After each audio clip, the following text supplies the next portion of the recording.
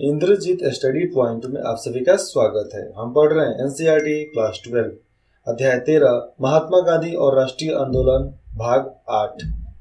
इसमें हम जानेंगे पंडित जवाहरलाल नेहरू ने जो गांधी जी को खत लिखा था और फिर अब गांधी जी रिटर्न कर रहे हैं, मतलब पढ़कर अपना जवाब दे रहे हैं।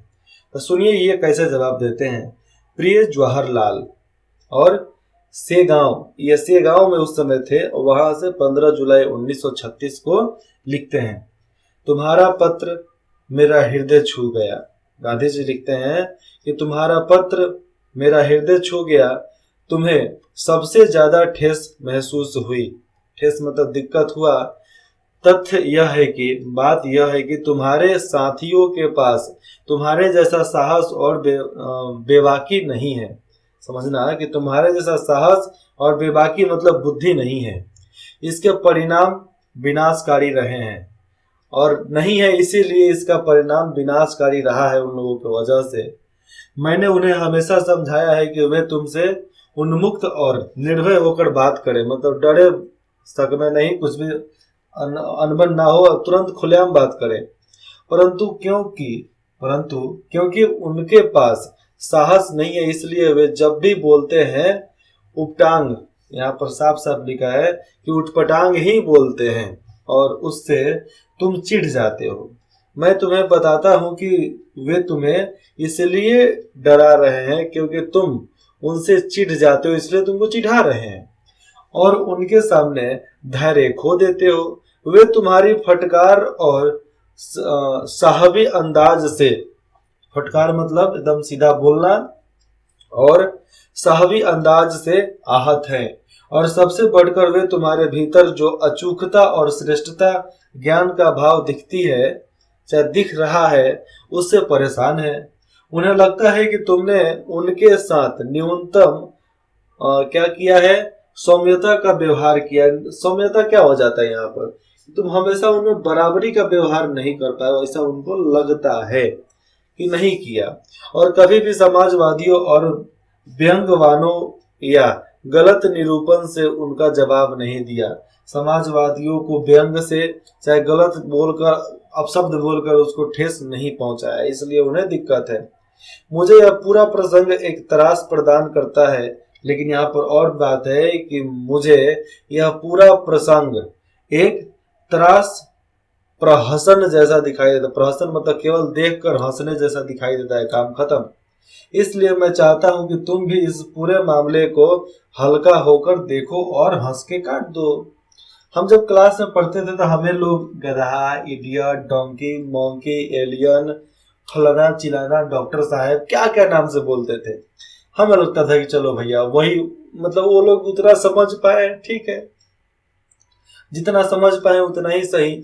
लेकिन एक लड़का बोला, जानते हैं हर्षवर्धन जी, आपको ना, मतलब हमारे साथ वो बैठते थे, वो तो बोले ना, वो पहले आते थे हमसे, एक दिन बोले, पता है हर्षवर्धन जी, ये आपको ना चिढ़ाते हैं। मैंने अच्छा चिढ़ाते हैं, लेकिन मुझे तो कभी लगा नहीं, क्योंकि देखो जो जैसा सोचता है वैसा ही बनता है। हम एकदम टाइम के पक्के, टाइम पर जाएंगे, टाइम पर आएंगे, लोग क्या बोलता है क्या नहीं बोलता है भाड़ में जाओ, तुम्हारे लिए थोड़े आते हैं, तो पढ़ने के लिए जाते थे, पढ़ कर चले आते थे चुपचाप। हम टाइम से जाएंगे, टाइम से आएंगे, लोग डॉक्टर साहब, गधा, मंकी, डोंकी, एलियन फेलियन जो करना था करता था, हम करते, हम हंस कर स्माइल देकर बोलते थे कोई बात नहीं, आपने मुझे उतना ही समझा, उतना ही सही। तो जिसने जितना समझा, जो जैसा है वैसे ही आपको समझेगा, ये बात समझ लेना आप। यहाँ पर आगे बताया जाता है कि इस कांटों के ताज मतलब कांग्रेस की अध्यक्षता, तो कांग्रेस की अध्यक्षता के लिए तुम्हारा नाम मैंने ही प्रस्तावित किया था। भले ही सिर छिल जाए, उसे उतारना मत, कांग्रेस के ताज को।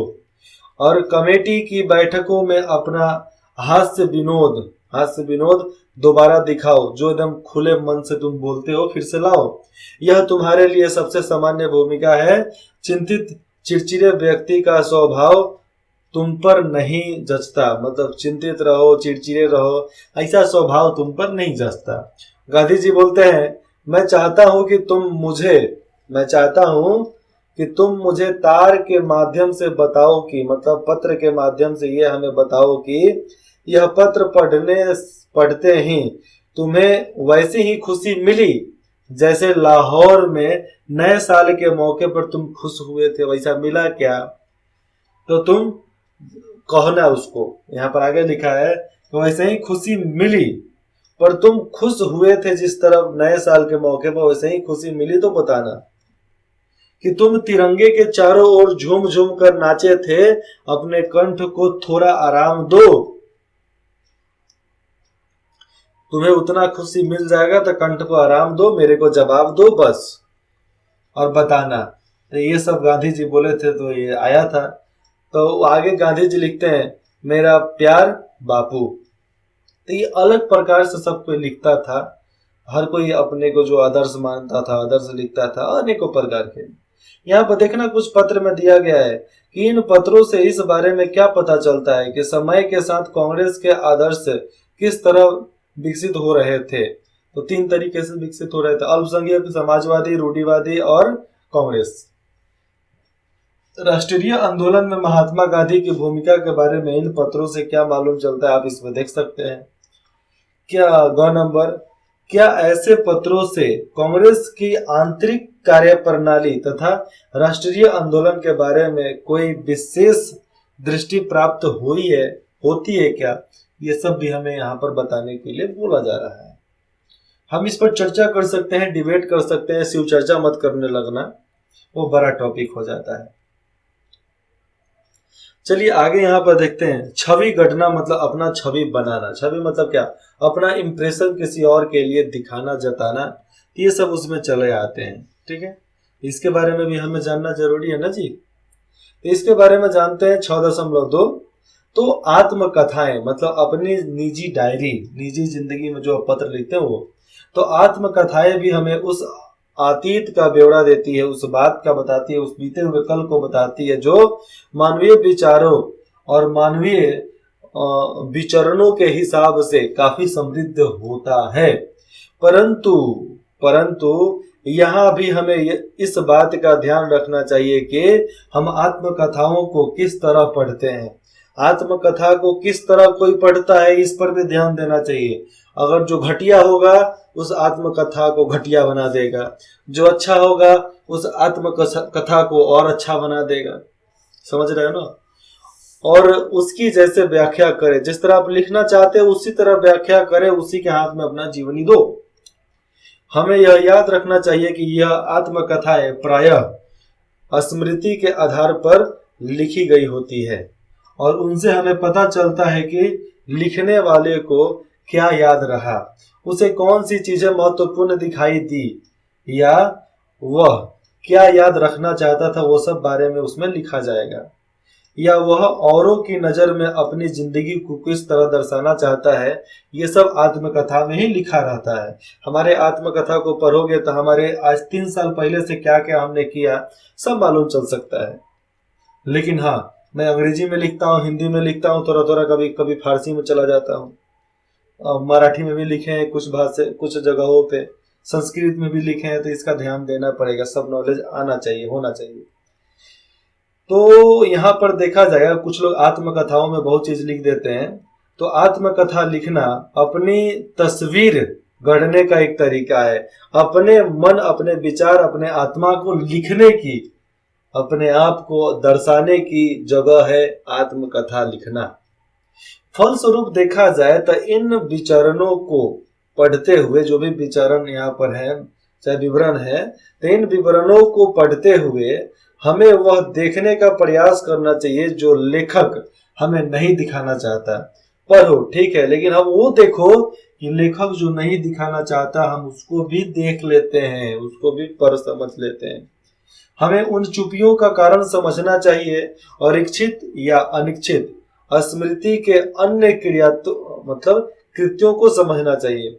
वो क्या कहना चाहता था, क्या नहीं कहना चाहता, क्या छुपाया, क्या नहीं छुपाया, क्या इच्छा था, क्या वो उनके इच्छा से ऊपर का काम हुआ। ये सब बातें पढ़ने वाले को समझ में आना चाहिए कि वो कैसे समझ सकता है। समझने के लिए तो कोई कुछ भी समझ सकता है, उससे थोड़े चलता है। अब देखो यहाँ पर पुलिस के नजर से कुछ लिखा गया, उसके पहले मैं यहाँ पर सविनय अवज्ञा आंदोलन के दौरान बंबई में कांग्रेस के वॉलंटियरों की पुलिस से भिड़ंत हो गई थी। या देख लो पुलिस के सामने कितना भीड़ है, मुट्ठी भर पुलिस, जनता एकदम अड़बो खड़बो की, ले आओ हरा। इस प्रकार की सब गतिविधियां सामने आती थी। पता नहीं लोग उस समय खाते क्या थे, खाते थे ना लोग सतुआ बाजरा सब साथ में लेकर चले जाते थे, वही खाते थे। अब देखते हैं पुलिस के नजर से। औपनिवेशिक शासक ऐसे तत्वों पर हमेशा कड़ी नजर रखते थे जिन्हें वे अपनी विरुद्ध मानते थे। मतलब उस चीज पर वो पूरा नजर रखते थे जिसको समझते थे कि सामने वाला विरोध कर रहा है, विरोधी है, नजर रखो इस पर। इस लिहाज से सरकारी रिकॉर्ड भी हमारे अध्ययन के लिए एक महत्वपूर्ण स्रोत है, मतलब सबूत है। अब उस समय पुलिस कर्मियों तथा अन्य अधिकारियों द्वारा लिखे गए पत्र तथा रिपोर्ट गोपनीय होती थी। उस समय जो लिखा जाता था पुलिस वालों के हाथ से, अधिकारियों के हाथ से, तो गोपनीय होती थी केवल अफसरों के लिए। लेकिन अब ये आजादी के बाद दस्तावेज जो है अभिलेखागारों में उपलब्ध है और जिन्हें कोई भी देख सकता है, आसानी से देख सकता है। आइए एक ऐसे ही स्रोत को देखते हैं, ठीक है। 20वीं सदी के शुरुआती सालों से गृह विभाग द्वारा तैयार की जाने वाली पाक्षिक रिपोर्ट मतलब क्या होता था, इसमें पूरा साल भर का ब्यौरा, जगह जगह का ब्यौरा होता था। इसमें देखना क्या लिखा जाता है कि हर 15, यहाँ 15 दिन का दिखा रहा है, हर 15 दिन या हर पखवाड़े में तैयार होने वाली रिपोर्ट। पखवाड़े मतलब क्या, हर दिन का रिपोर्ट, हर सप्ताह का रिपोर्ट, हर त्योहार का रिपोर्ट, हर महीने का रिपोर्ट, हर 15 दिन का रिपोर्ट उसमें तय होता था। इस दिशा में काफी महत्वपूर्ण रही ये रिपोर्टें जानकारी के लिए।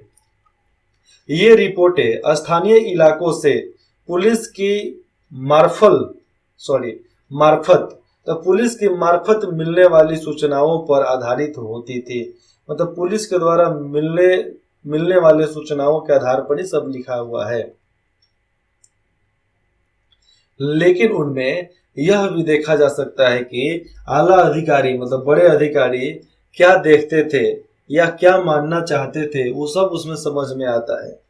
राज्यद्रोह और विद्रोह, दो चीज होता है, राज्यद्रोह और विद्रोह। राज्यद्रोह मतलब किसी राज्य के लिए किसी राज्य में, विद्रोह मतलब किसी बात पर विद्रोह करने लगे। तो राज्य विद्रोह राज्य के लिए होता है, विद्रोह इसी तरह किसी बात के लिए होता है, राज्य के लिए नहीं होता है, अपने मांग को पूरा करने के लिए विरोध होता है। तो देखते हैं राज्यद्रोह और विद्रोह की जो संभावनाएं मानते हुए, इस संभावनाओं को मानते हुए वे खुद को इस बात का आश्वासन देना चाहते थे कि इन आशंकाओं का कोई आधार नहीं है। ये यहाँ पर सामने मिलता है। यदि आप नमक सत्याग्रह के समय की परीक्षा यहाँ पर समझना, यहाँ पर कि यदि आप नमक सत्याग्रह के समय की प्राक्षिक रिपोर्ट जो 14-15 दिन का रिपोर्ट था, 1 महीना का रिपोर्ट क्योंकि 4 सप्ताह लगा था ना, तो उस रिपोर्ट को देखें तो पाएंगे कि गृह विभाग यह मानने को तैयार नहीं था, गृह विभाग यह मानना नहीं चाहता था कि महात्मा गांधी की कार्रवाइयों के प्रति, जो कार्रवाई वो कर रहे थे, तो उस कार्रवाइयों के प्रति कोई व्यापक जन समर्थन पैदा हो सकता था। मतलब ये मानने के लिए तैयार नहीं था अंग्रेज, और नहीं माने, हो गया ले भुगत। तो उसके बाद से गांधी जी पर पूरा नजर रखने लगा सब। क्या है कि मरियल सा आदमी दिखने वाला कमजोर नहीं है, इस पर नजर रखो। रिपोर्ट में इस यात्रा को एक नाटक, एक करतब मतलब क्या है, नाटक के साथ सर्कस नहीं होता है, सर्कस वैसे ही, तो एक करतब ब्रिटिश शासन के खिलाफ आवाज उठाने के प्रति अनुच्छिक तथा शासन के अंतर्गत सुखपूर्वक जीवन व्यतीत कर रहे लोगों को गोलबंद करने की एक हताश कोशिश के रूप में प्रस्तुत किया जाता है। ये जो भी है ना, एक तरीके से एक नाटक था, चाहे आप ड्रामा बोल दो, चाहे किसी भी तरीके से, ब्रिटिश शासन के खिलाफ आवाज उठाने के लिए, लोगों को एकजुट करने के लिए, जन का समर्थन मतलब सभी लोगों का समर्थन करने के लिए ही यह सब कांड कर्म हुआ था। अब आगे हम देखेंगे गृह विभाग की पाक्षिक रिपोर्ट। मतलब गृह विभाग क्या पाक्षिक रिपोर्ट देता है गोपनीय तरीके से। तो यहाँ पर हम नजर डालते हैं मार्च 1930 का पहला पखवाड़ा। तो जब स्टार्टिंग हुआ उस समय की बात है, तो गुजरात में आ रहे तेज राजनीतिक बदलावों पर यहाँ गहरी नजर रखी जा रही थी और उनसे प्रांत की राजनीतिक परिस्थितियों पर किस हद तक और क्या प्रभाव पड़ेगा इसका कभी अंदाजा लगाना मुश्किल था। अंदाजा नहीं लगा पाए।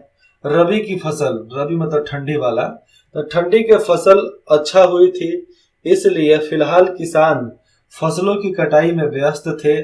विद्यार्थी आने वाले परीक्षाओं की तैयारी में जुटे हुए थे, वो कर रहे थे। मध्य प्रांत और बेरार की बात में यहाँ पर सामने आ जाए। बेरार में क्या है, मध्य प्रदेश, थोड़ा सा आपको उत्तर प्रदेश, ये सब आएगा किसमें, मध्य प्रांत और बेरार में, ठीक है। तो वहां पर श्री वल्लभ भाई पटेल, तो श्री वल्लभ भाई पटेल की गिरफ्तारी पर कांग्रेसियों के अलावा और कहीं कोई खास उत्तेजना पैदा नहीं हुई। मतलब कांग्रेसियों के अलावा बाकी कोई उत्तेजना सामने नहीं आई, लेकिन नागपुर नगर जो है महाराष्ट्र का इलाका, तो नागपुर नगर कांग्रेस कमेटी द्वारा गांधी की यात्रा शुरू होने पर उन्हें बधाई देने के लिए आयोजित सभा में 3000 से ज्यादा लोग जुटे हुए थे। ये बात गोपनीय तरीके से आला अफसरों के पास पहुंचाया गया था उस समय। अब बंगाल की बात यहाँ पर है, तो गांधी के सविनय अवज्ञा आंदोलन की शुरुआत पिछले पखवाड़े की सबसे महत्वपूर्ण घटना रही है। और श्री जे.एन. सेनगुप्त, तो श्री जे.एन. सेनगुप्त ने अखिल मतलब पूरा बंगाल, तो अखिल बंगाल सविनय अवज्ञा परिषद का गठन किया और बंगाल प्रांतीय कांग्रेस कमेटी ने अखिल बंगाल अवज्ञा परिषद बनाई है। और इन परिषदों के गठन के अलावा बंगाल में सविनय अवज्ञा के प्रश्न पर और कोई सक्रिय कदम कभी नहीं उठाया गया था। और जिले से मिले रिपोर्ट, हर जिला जो रिपोर्ट जाता था, तो जिला से मिला रिपोर्ट से ये पता चलता है कि जो बैठकें आयोजित की गई थी उनमें लोगों ने कई विशेष उत्साह नहीं दिखाया। मतलब सीधा देखा जाए तो कोई उसमें उत्साह नहीं दिखाने वाले लोग थे और आम जनता पर कोई गहरा असर नहीं छोड़ा गया। और गौरतलब बात यहाँ पर की जाएगी तो यह है कि इन बैठकों में महिलाओं की संख्या बढ़ती जा रही थी। अब महिलाएं भी बढ़ चढ़ कर सामने आ रही थी। अब हम ओडिशा बिहार की बात करेंगे, तो बिहार में झारखंड भी ले लो, तो बिहार झारखंड ओडिशा की बात करेंगे तो वहां पर कांग्रेस की गतिविधियों के बारे में रिपोर्ट करने लायक कुछ खास रिपोर्ट नहीं था। चौकीदारी टैक्स का भुगतान न करने के बारे में एक अभियान की काफी चर्चा हो रही थी कि भैया अब टैक्स हम नहीं देंगे सरकार को। लेकिन अभी इस प्रयोग के लिए, जो प्रयोग चल रहा था उसके लिए किसी इलाके का चुनाव नहीं किया गया था। गांधी की गिरफ्तारी के बारे में खूब कायस लग रहे थे, खूब अंधविश्वास यहाँ फैलाया जा रहा था, लेकिन ऐसा लगता है कि यह भविष्यवाणी सच साबित न हो पाने के कारण उनकी योजनाएं धूड़ी की धूड़ी रह गई। मतलब अंग्रेजों की योजनाएं मिट्टी में मिल गई। अब बिहार से चलते हैं तो मद्रास की तरफ चलते हैं। मद्रास मतलब क्या, चेन्नई का इलाका। तो गांधी का सविनय अवज्ञा आंदोलन शुरू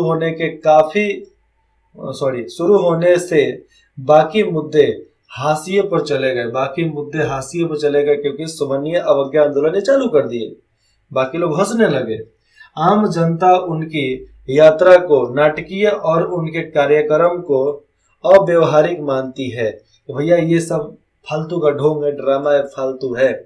परंतु क्योंकि हिंदू जनता उन्हें अगाध श्रद्धा की दृष्टि से देखती थी, बहुत बढ़िया श्रद्धा की दृष्टि से देखती थी, इसलिए गिरफ्तारी की संभावना जिसके बारे में वे खुद बहुत उत्सुक हैं और उसके राजनीतिक प्रभावों के बारे में काफी गलतफहमियां फैली हुई है। 12 मार्च को सविनय अवज्ञा अभियान के उद्घाटन दिवस के रूप में देखना, यहाँ पर 12 मार्च को सविनय अवज्ञा आंदोलन के उद्घाटन दिवस के रूप में मनाया गया और बंबई में सुबह को राष्ट्रीय झंडा को सलामी दी गई। और 12 मार्च को सविनय अवज्ञा के बारे में याद हम आज भी करते हैं और 12 मार्च को हम याद करते रहेंगे। अब यहाँ पर बंबई की बात चली आती है, तो बंबई मतलब मुंबई, तो यहाँ पर देखा जाता है केसरी प्रेस, तो वहां पर केसरियां लोग ज्यादा पहनते थे, इसलिए केसरी प्रेस की बात आ गई यहाँ पर, क्योंकि पाकिस्तान ये गुजरात वाले सटल था ना ये इलाका। तो केसरी प्रेस ने आक्रामक भाषा का प्रयोग किया और हमेशा की तरह आग उगलने की अंदाज में ही लिखा है। अगर सरकार सत्याग्रह की ताकत, समझना यहाँ पर कि अगर सरकार सत्याग्रह की ताकत परखना चाहती है तो उसे पता होना चाहिए कि सत्याग्रह की सक्रिय और निष्क्रियता, सक्रियता मतलब होना और निष्क्रियता मतलब ना होना, दोनों से सरकार को ही नुकसान पहुंचेगा। अगर है नहीं है तो भी उन्हीं को नुकसान होगा, फिर भी उन्हीं को नुकसान। तो ये बोलने वाला अखबार था केसरी प्रेस। यदि सरकार गांधी को गिरफ्तार करती है तो उसे राष्ट्र के कोप का भोजन बनना होगा। अगर गांधी अरेस्ट हुआ तो भैया कितने अंग्रेज मारे जाएंगे, ये सब भोगना होगा। और यदि सरकार ऐसा नहीं करती है तो सविनय अवज्ञा आंदोलन फैलता जाएगा, फैलता चला जाएगा। ये दोनों पॉइंट को पकड़कर चला यह अखबार। इसलिए हमारा मानना है कि अगर सरकार श्री गांधी को दंडित करती है तो भी राष्ट्र की विजय होगी। अगर दंड मिलता है तो भी राष्ट्र जीतेगा, नहीं मिलता है तो जीतेगा ही जीतेगा, कोई रोक सकता है क्या? और अगर सरकार उन्हें अपने रास्ते पर चलने देती है तो राष्ट्र की और भी बड़ी विजय होगी। अगर गांधी जी अपने मकसद में चलते रहे तो भैया और जल्दी वो विजयी हो जाएंगे, क्या कि उनका दिमाग खोपड़ी तनी एक्स्ट्रा लेवल का, एक्स्ट्रा ऑर्डिनरी लेवल का था। दूसरी ओर हम देखेंगे तो विविध वृत्त नामक मध्यकर्मी अखबार ने, यहाँ पर समझना कि दूसरी ओर अलग अलग प्रकार के जो अखबार हुआ करते थे, मध्य मार्गी अखबार ने इस आंदोलन के व्यर्थता की ओर संकेत किया कि भैया क्या हो सकता है, और कहा कि यह आंदोलन अपना घोषित उद्देश्य प्राप्त नहीं कर पाएगा, नहीं कर पाया है। मतलब यह जो सविनय अवज्ञा आंदोलन था, ये घोषणा जो किया था वो इनको नहीं मिला। लेकिन उसने सरकार को भी चेतावनी दी कि दमन का रास्ता उसके उद्देश्य को कमजोर कर देगा। अगर गांधी का दमन तुम करते हो तो सरकार का उद्देश्य खत्म, सरकार खत्म हो जाएगा इस देश से। तो ये बात मानकर यहां पर चला गया था। अब उसी में आगे यहां पर बताया गया है कि मार्च 1930 का दूसरा पखवाड़ा यहां पर सामने आया। तो बंगाल से देखिए क्या यहां पर बोला जाता है। सबका ध्यान समुद्र तट के और समुद्र तट तक गांधी की यात्रा और सविनय अवज्ञा आंदोलन शुरू करने के लिए उनकी तैयारी पर केंद्रित है। तो तैयारी करो। चरमपंथी अखबार उनकी गतिविधियों और भाषाओं के बारे में विस्तार से लिख रहे थे और पूरे बंगाल में हो रही बैठकों तथा उनमें पारित होने वाले प्रस्तावों के बारे में विस्तार से जानकारी दी गई है। ये बात स्पष्ट है, सही है। परंतु यहाँ पर देखा जाए तो गांधी जी से सविनय अवज्ञा आंदोलन की वकालत कर रहे थे, जो इनका सविनय अवज्ञा आंदोलन था जिसकी वकालत ये कर रहे थे, उसके प्रति विशेष उत्साह नहीं यहाँ पर दिखाई दे रही थी। सामान्य रूप से देखेंगे तो लोग इस बात का इंतजार कर रहे थे कि गांधी के साथ क्या किया जाता है। लोग ये सोच रहे थे कि गांधी के साथ क्या किया जाता है, उस पर भी बहुत लोग इंतजार कर रहे थे। और संभावना यही है कि अगर उनके विरुद्ध कोई कार्रवाई की गई तो बंगाल के ज्वलनशील हालात में चिंगारी भड़क उठेगी। बंगाल का जो एकदम गर्मा गर्मी का इलाका है उसमें एकदम पूरा तरीके से वहां पर क्या होने लगेगा, आंदोलन होने लगेगा। और जब आंदोलन होने लगेगा तो आप समझ सकते हो ना, अगर जहां पर आग लगने वाला हो वहां पर आप और पेट्रोल छिड़क दो तो समझ सकते हो कि वहां पर क्या हो सकता है। बहुत बड़ा ब्लास्ट हो सकता है, इसको हमें मानकर भी चलना पड़ेगा। लेकिन फिलहाल ऐसी आग भड़कने की कोई गंभीर असर दिखाई नहीं देता, यहाँ पर बताया जाता है। एकदम ये गोपनीय रिपोर्ट था। और फिर से मध्य प्रांत और बेरार से एक रिपोर्ट जाता है, वहां पर लिखा जाता है कि 12 मार्च को गांधी का यात्रा शुरू होने के अवसर पर नागपुर में इन बैठकों में, अच्छा नागपुर उस समय मध्य प्रांत में था, तो बताया जाता है कि नागपुर में इन बैठकों में काफी लोग शामिल हुए और ज्यादातर स्कूल कॉलेज सुने मतलब एकदम पूरा वीरान दिखाई दिए। शराब की दुकानों का बहिष्कार तथा वन कानूनों का उल्लंघन हमले की सबसे संभावित कार्यदिशाई यहाँ पर दिखाई पड़ती है। समझना यहाँ पर कि शराब दुकान का बहिष्कार लोग कर दिए, कानूनों का उल्लंघन करने लगे और सबसे संभावित कार्यदिशा दिखाई यहाँ पर पड़ती थी कि ऐसा ऐसा हो सकता था। अब यहाँ पर हम पंजाब से गोपनीय रिपोर्ट के बारे में पढ़ेंगे। वहां पर लिखा जाता है कि ऐसा लगता है कि झेलम वहां पर जिला था एक तरीके का पंजाब में, तो झेलम जिले में नमक कानून तोड़ने के लिए संगठित मतलब कोई संगठन तो संगठित प्रयास किए जाएंगे। मुल्तान एक इलाका है वहां का, तो मुल्तान में जल कर न चुकाने, जल कर क्या होता है, टैक्स, तो जल कर न चुकाने के आंदोलन को पुनर्जीवित किया जाएगा। जो हम लोग दबा दिए थे उसको फिर से अब तैयार कर दिया जाएगा, मतलब फिर से जिंदा हो जाएगा ये जल कर न चुकाने का आंदोलन। संभवतः यहाँ पर देखेंगे तो गुजरावाला क्या होता है, तो गुजरावाला में राष्ट्रीय झंडे के संबंध में कोई आंदोलन शुरू हो सकता है। गुजरावाला कोई इलाका है, वहां पर कुछ भी आंदोलन शुरू हो सकता है, ऐसा माना गया यहाँ पर।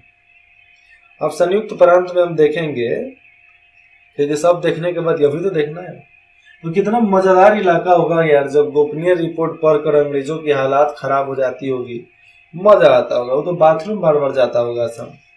अब देख लिए संयुक्त प्रांत जिसको हम उत्तर प्रदेश के नाम से जानते हैं, तो पिछले पखवाड़े के दौरान राजनीतिक गतिविधियों में निश्चित रूप से तेजी आई थी।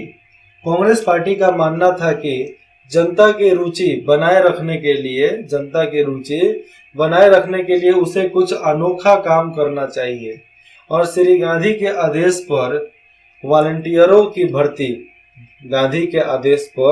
मतलब उनके पार्टी में, कांग्रेस के पार्टी में भर्ती, गांवों में प्रचार, नमक कानून के उल्लंघन की तैयारी जैसी गतिविधियां कई जिलों में दिख रही थी और कई जिलों में लोग शामिल भी थे। संयुक्त प्रांत में ही थोड़ा आगे देखते हैं। इस पखवाड़े में जो चीजें थी बहुत तेजी से आगे बढ़ी थी, बहुत तेजी से, जिसमें राजनीतिक सभाओं, जुलूसों और वॉलंटियरों की भर्ती के अलावा क्या क्या होता था, आगरा, कानपुर, आगरा कौन सा, आगरा यूपी में है, आगरा, कानपुर, बनारस, इलाहाबाद, लखनऊ, मेरठ, रायबरेली, फारुखाबाद, इटावा, बलिया कौन सा, यूपी का इलाका, और मैनपुरी में नमक कानून की खुलेआम अवहेलना की जा रही थी। नाम खुलेआम करो रे बाबा, करो, कौन रोकेगा हम लोगों को, इस तरीके से बोलकर सामने चला जाता था। तो रेवकी रेलवे स्टेशन पर, रेवकी क्या एक रेलवे स्टेशन है, आपको यूपी में मिलेगा, तो रेवकी रेलवे स्टेशन पर पंडित जवाहरलाल नेहरू को 14 अप्रैल की सुबह गिरफ्तार कर लिया। अच्छा, ये चेवकी रेलवे स्टेशन है, तो चेवकी रेलवे स्टेशन आपको पंजाब में मिलेगा, पंजाब से लाहौर जाने वाले इलाके में मिलता था, लेकिन अब खत्म हो गया ये। तो चेवकी रेलवे स्टेशन पर पंडित जवाहरलाल नेहरू को 14 अप्रैल की सुबह गिरफ्तार कर लिया गया। उस समय वह यूथ लीग मतलब जवान लोग जो होते हैं ना, तो यूथ लीग की बैठकों में शामिल होने मध्य प्रांत की ओर जा रहे थे। उन्हें रेलवे स्टेशन से फौरन नैनी सेंट्रल जेल ले जाया गया। अच्छा, ये मध्य प्रांत में आ रहे थे, उधर से किधर से आ रहे थे, मध्य प्रांत की ओर आ रहे थे, मतलब उधर शायद लाहौर पर पंजाब इलाके में थे, तो उधर से इधर मध्य प्रांत में आ रहे थे, लेकिन उनको अरेस्ट कर लिया गया था।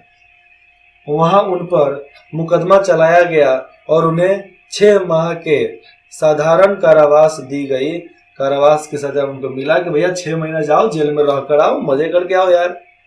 बिहार और उड़ीसा के बाद देख लो फिर से यहाँ पर कुछ स्थानों पर गैर कानूनी नमक उत्पादन के अनोखे मगर छोटे प्रयास तो हो ही रहे थे भैया। हम लोग आम आदमी, देसी आदमी, विलायती बोल कैसे करेंगे? हम लोग क्या बोलते हैं, आदिवासी लोग थे, जो मिलता था कर लेते थे। अब मध्य प्रांत की बात कर ले, मध्य प्रांत मतलब मध्य प्रदेश का इलाका, हिमाचल प्रदेश तक जो था, तो जबलपुर में, कहाँ पे? जबलपुर। तो आज ये जबलपुर कहाँ आता है? जबलपुर आज गुजरात में आता है, ठीक है। कहाँ पे? गुजरात में। जबलपुर का वो रास्ता आपको नहीं आता जहां पर आप बालाजी मंदिर जाते हो, उसका इलाका है। तो जबलपुर में सेठ गोविंद दास ने रासायनिक नमक बनाने का प्रयास किया, मतलब केमिकली नमक बनाने का कोशिश किया, जिसकी लागत सामान्य नमक के बराबर भाव से कई गुना ज्यादा था। मतलब सामान्य सस्ता नमक से बहुत महंगा बिकने वाला नमक ये था। अब हम यहाँ पर मद्रास की बात करते हैं। तो मद्रास मतलब फिर से चेन्नई वाला इलाका। दूसरे प्रस्ताव में देखिए, जब पुलिस ने समुद्र के पानी को उबाल कर बनाए गए नमक को जब्त करने का प्रयास किया, मतलब जो नमक बनाए थे उसको जब्त करने का प्रयास किया, तो विशाखापट्टनम में पुलिस को भारी विरोध का सामना करना पड़ा। विशाखापट्टनम कहाँ? चेन्नई का आपको एकदम पूरा आउटर इलाका जो समुद्र के किनारे था। तो विशाखापट्टनम में बहुत बढ़िया से लोगों को, पुलिस को धोया गया। अन्य स्थानों पर देखा जाए तो अन्य स्थानों पर अवैध नमक को जब्त करने का कोई खास विरोध नहीं किया गया, और जब्त कर रहे थे तो करने दिया गया, क्योंकि वहां पर द्रविड़ पार्टी उस समय थी बहुत। चलिए छोड़िए, मैं उल्टा सीधा नहीं बोलना चाहता उन लोगों के बारे में, लेकिन द्रविड़ पार्टी जो थी उस समय भी थी, आज भी है, लेकिन अब धीरे धीरे उनका पैर कमजोर हो रहा है वहां से। बंगाल की बात कर लेंगे तो मुफस्सिल इलाकों में, मुफस्सिल क्या होता है? मुफस्सिल का मतलब होता है कि जो शहर है उसी शहर का जो उप शहर होता है उसको मुफस्सिल बोलते हैं।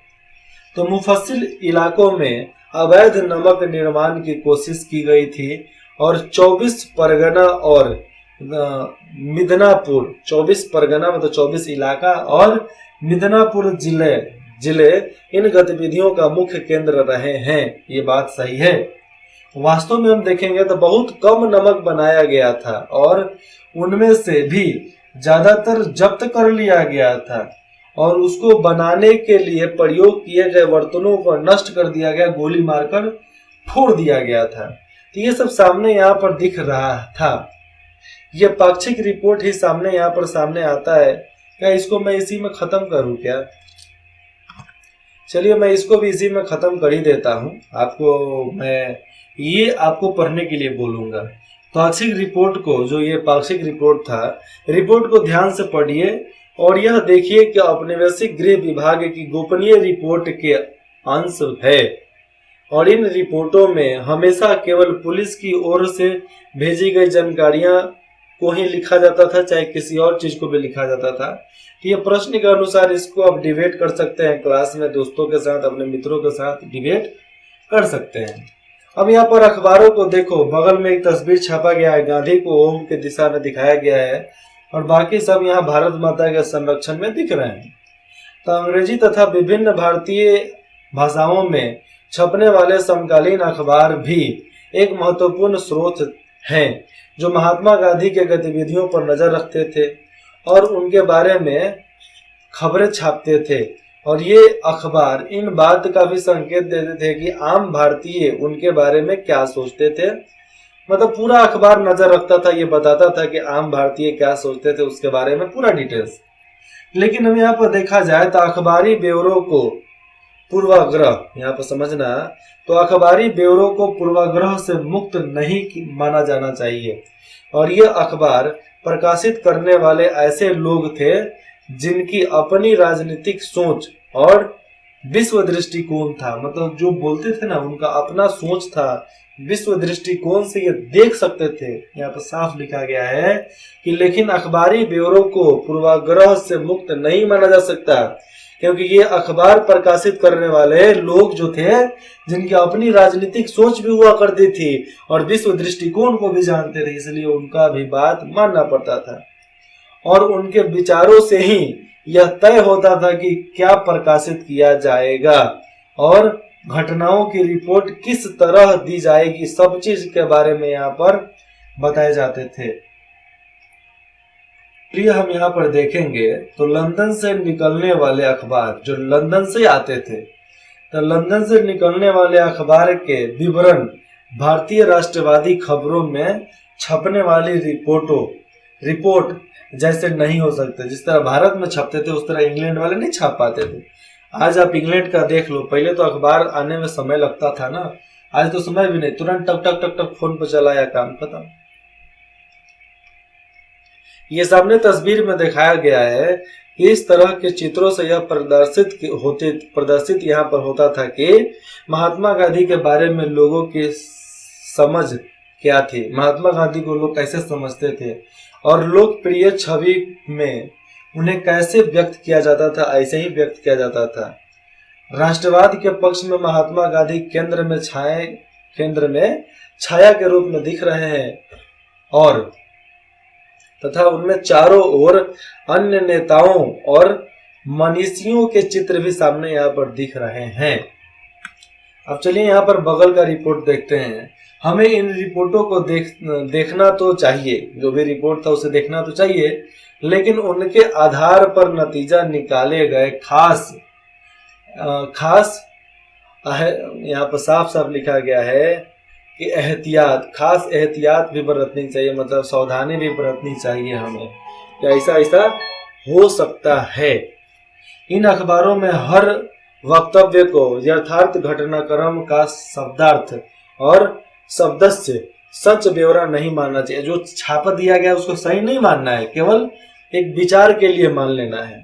अक्सर उन्हें ऐसे अफसरों की आकांक्षाओं और बेचैनियों की झलक भी मिलती थी जो किसी आंदोलन का नियंत्रण नहीं पा सकते थे और उनके प्रसार के बारे में बेचैन थे।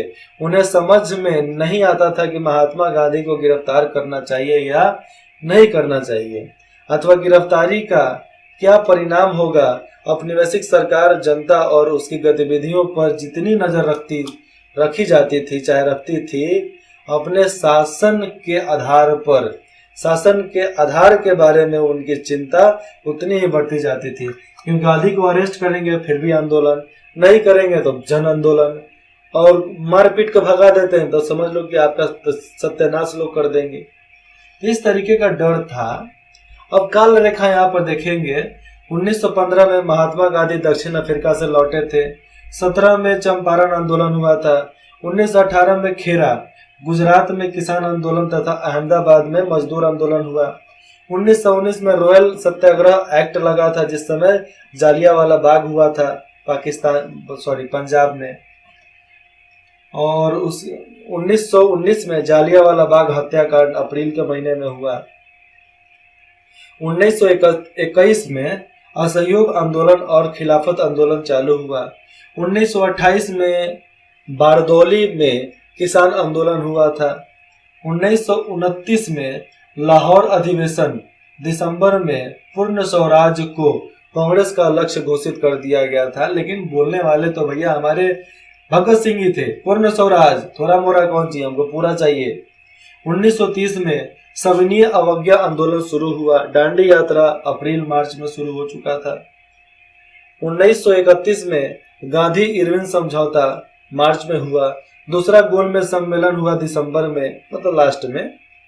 1935 में गवर्नमेंट फॉर इंडिया एक्ट में सीमित प्रतिनिधिक सरकार के गठन का आश्वासन यहाँ पर दिया गया। 1939 में कांग्रेस मंत्रिमंडलों का त्यागपत्र हुआ। पूरा कांग्रेस इस्तीफा दे दिया कि भैया सरकार हम अलग बनाएंगे। 1942 में भारत छोड़ो आंदोलन शुरू हो गया अगस्त में। 1946 में महात्मा गांधी सांप्रदायिक हिंसा को रोकने के लिए नो आखली तथा अन्य हिंसाग्रस्त, मतलब जिसमें हिंसा ना हो, हिंसाग्रस्त इलाकों का दौरा, जहां पर हिंसा हुआ था वहां का ये दौरा किए।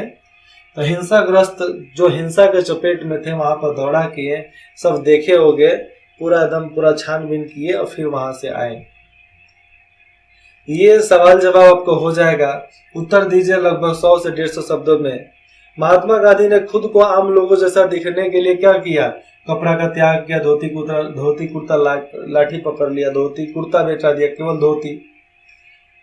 किसान महात्मा गांधी को किस तरह देखते थे? महात्मा का जैसा देखते थे, भगवान है हमारे लिए। नमक कानून स्वतंत्रता संघर्ष का महत्वपूर्ण मुद्दा क्यों बन गया? इसके बारे में भी हमें बताना पड़ेगा, नहीं बताएंगे तो कैसे हो जाएगा। और मैं आपको यहाँ पर बोल रहा हूँ कि आप हमसे सहमत हो, बिहार को एक नए मेथड से, नया तरीके से सामने लाना है। तो आपको यहाँ पर क्या दिया जा रहा है? यहाँ पर आपको डोनेशन देना, 1 रुपया आप डोनेशन देना, 1 रुपया, ज्यादा नहीं देना, 1 रुपया बस। इंद्रजीत स्टडी पॉइंट में जुड़ने के लिए आप सभी का बहुत बहुत धन्यवाद। और आपको जो भी डाउट हो आप बेझिझक हमें कमेंट कर सकते हैं, और इधर ही नीचे कहीं भी आपको वहां पर अकाउंट नंबर मिल जाएगा, आप उस पर शेयर कर सकते हैं। धन्यवाद।